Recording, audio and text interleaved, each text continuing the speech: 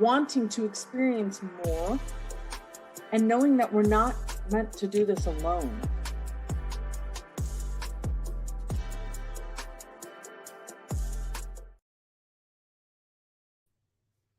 Hey everyone, welcome to Chronicles of the High-Powered Female CEO. Today I have with me Barbara Churchill. Welcome, Barbara. Hey, Melissa, how are you? Good to see you. Thanks for having me.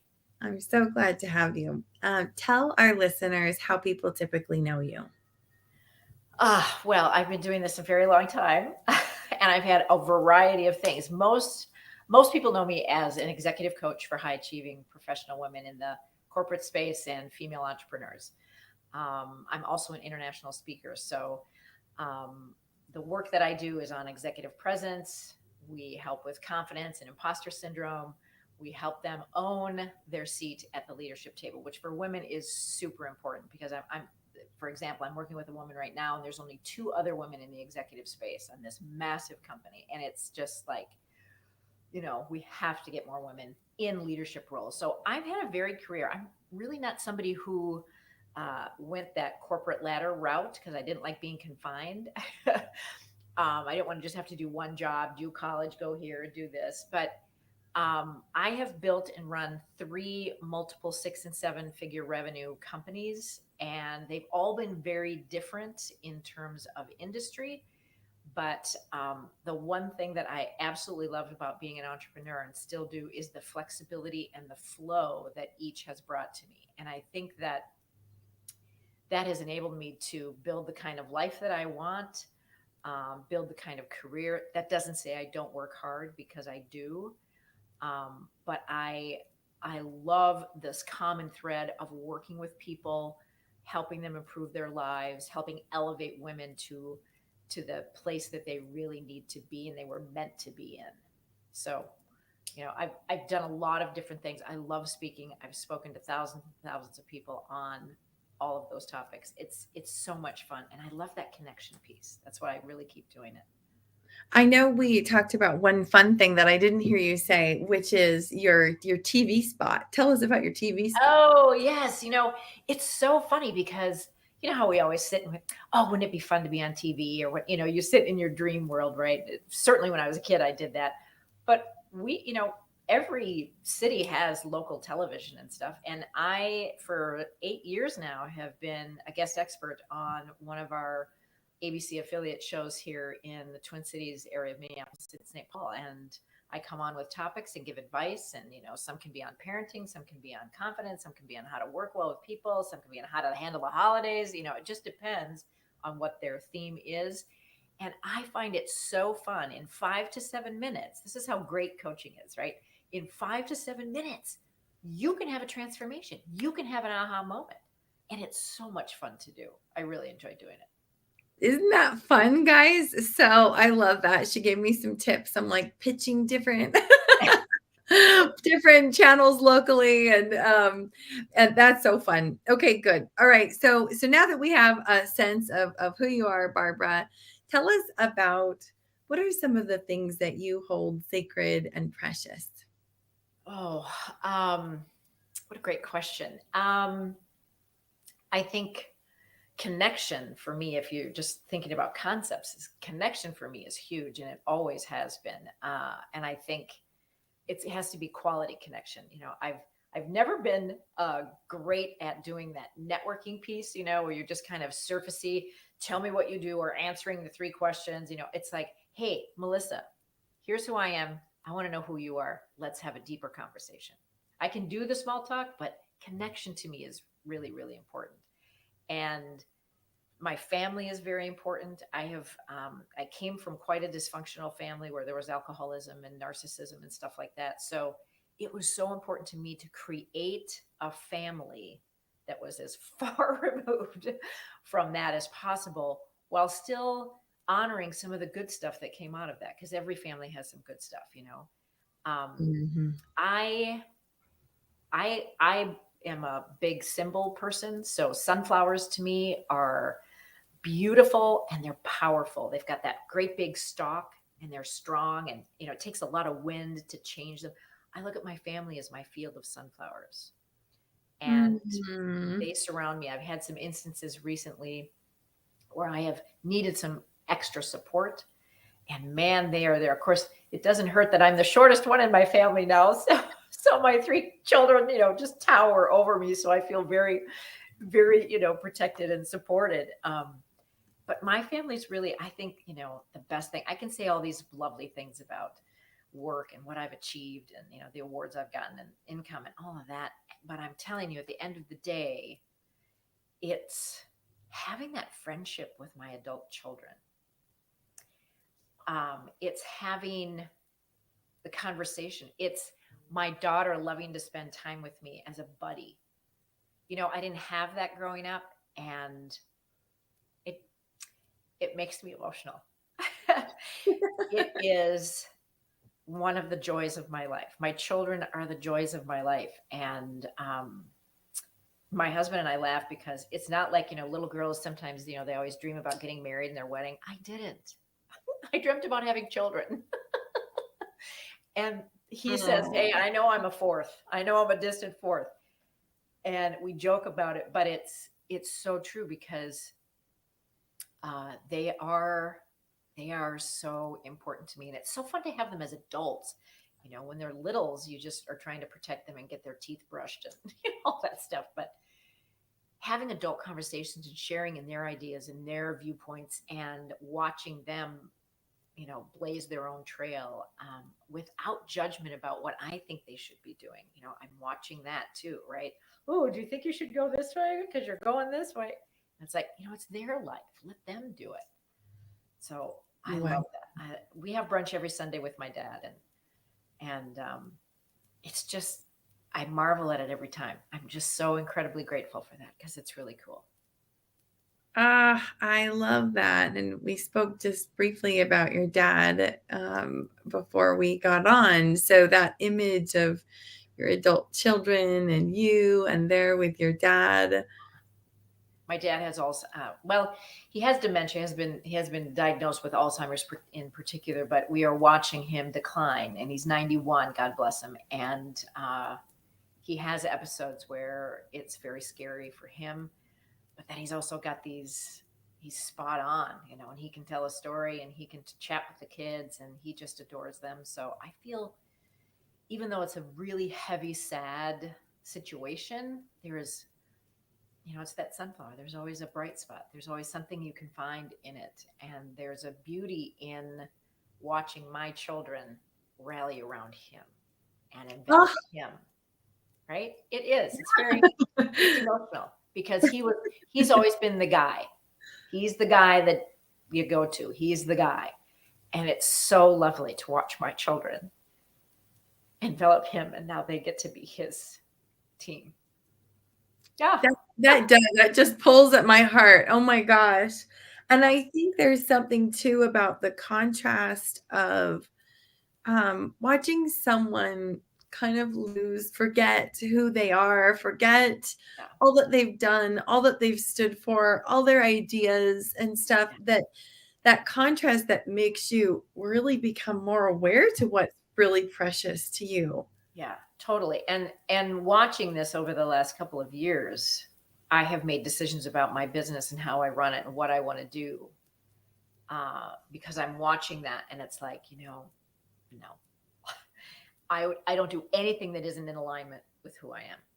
I don't do anything. If it's, I don't care how much money I'm going to lose by not taking the gig. If it's not in alignment with my core values, I don't do it. And I feel good about that. There's a freedom in that, And our society is always go, go, go, And you gotta take whatever comes your way. And it's like, you don't, because something else. I totally believe in abundance, and something else is going to come my way. So it's, that's the beauty, right? I mean, that's the beauty of these sad situations, is there's lessons to be learned, And that is the epitome of why I'm doing this interview series, is because I see, myself included, so many businesswomen get into this slippery slope, like sinking sand, where all of a sudden you're going down a track you didn't even know you were saying yes to all the things you were saying yes to. And often, I think we are being asked to sacrifice or give up all those things that are so precious to us.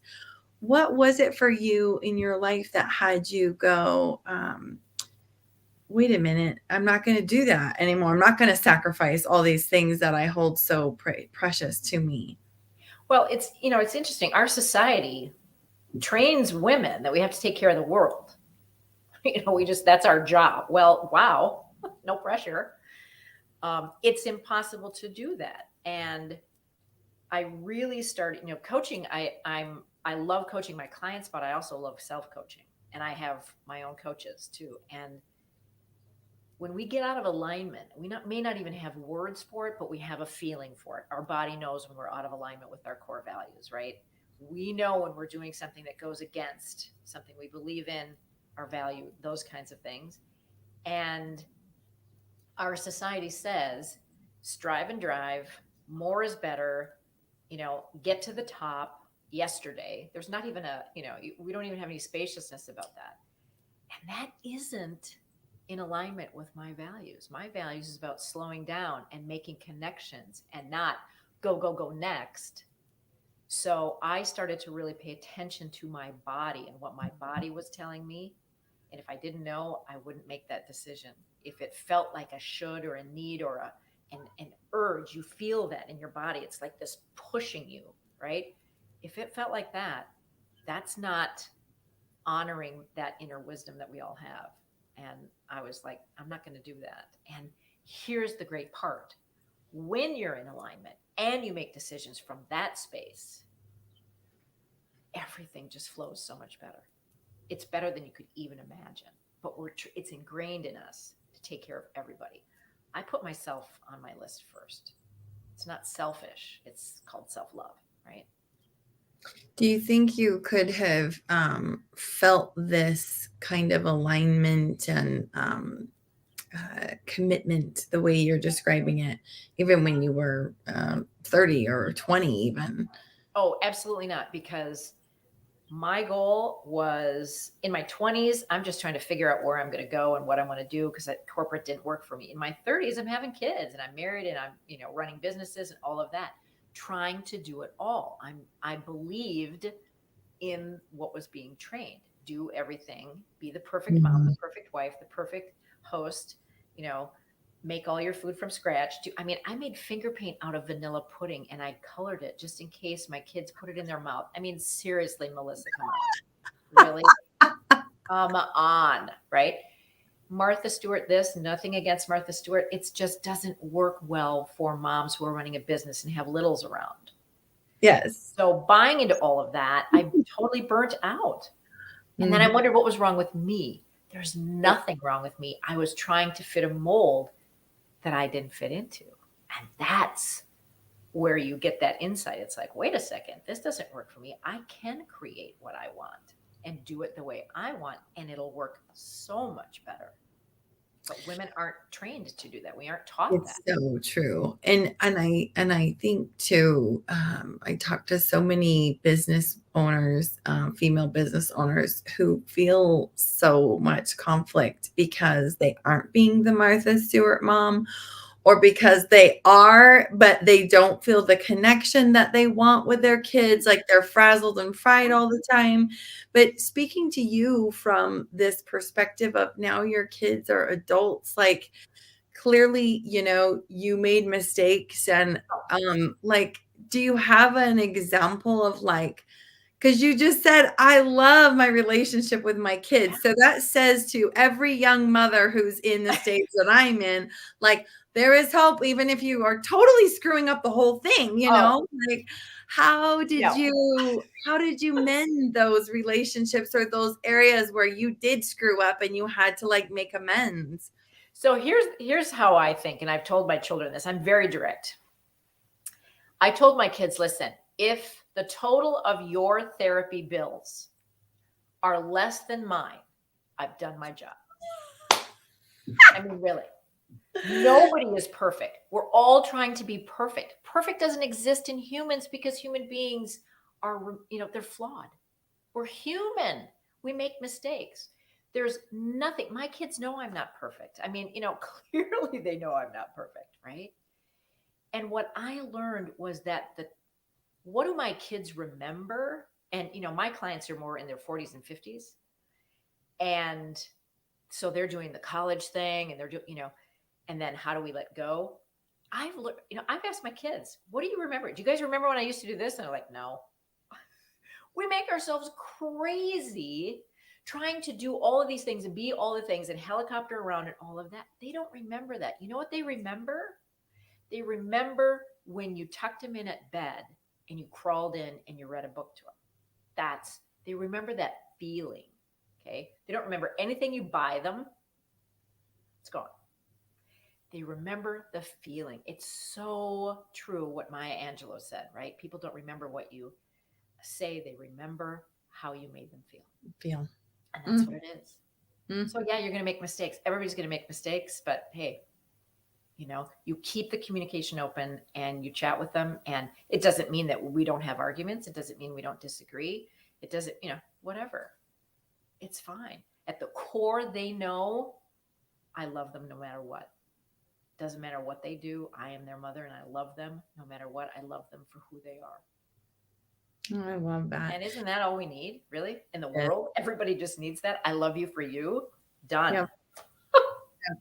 I remember as a very young mother with so much anxiety about screwing up my kids, I was like, I do not want to repeat what I had before me. And I was like so anxious about it. And I was actually working in a 12 steps and I was saying all this stuff to my sponsor. And one day, finally, my sponsor said to me, yeah, you're right. Make sure you eliminate any damage that you could possibly do to your kids so that they can end up in therapy from some other thing that caused them damage.